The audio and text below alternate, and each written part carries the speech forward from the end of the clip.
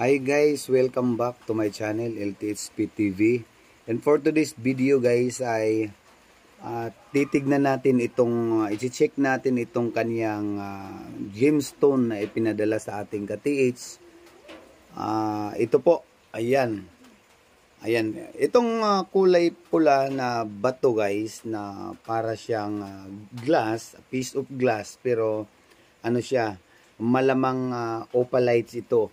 Ito ay fire opal. So, itong ganito kalaki guys, siguro nasa mga 200 to 300 karat po siya. Itong ganito kalaki guys na pagtotoo itong isang fire opal o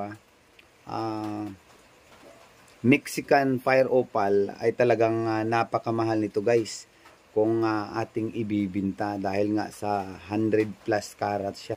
So, malalaman natin guys na totoo siya, itatagos yung kanyang flashlight pag pinaslight natin siya. So, ayan po, kumukulay po siya guys. Ayan, nagkakulay po siya ng pula.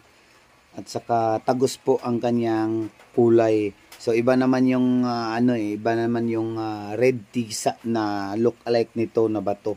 Dahil hindi tatagos yung flashlight pag flashlight natin guys. So ayan guys, napakaganda at talagang tingin ko nito is 90% tunay. So good luck na lang guys sa may-ari nito, sa nakakita nito guys, kung saan nila ito nakita. Basta ipinadala lang sa aking page para po ipasuri at para po magpatulong kung paano ibinta. So, pasensya na po sa mga mali-mali nating salita. So, shout out na lang to all my viewers and followers, sa mga loyal followers ko, lalo na sa mga LTHP group. So, kayo din guys, kung meron kayong gustong ipakita sa akin, yung mga items, yung mga treasure sign, yung location site, o gusto nyong ipa-scan, at gusto rin kayong bumili ng mga locators, gadgets, like scanner, at iba pa. So, mag-PM lang kayo dito sa aking channel guys at page. So, yun lang guys. Thank you so much for watching and God bless.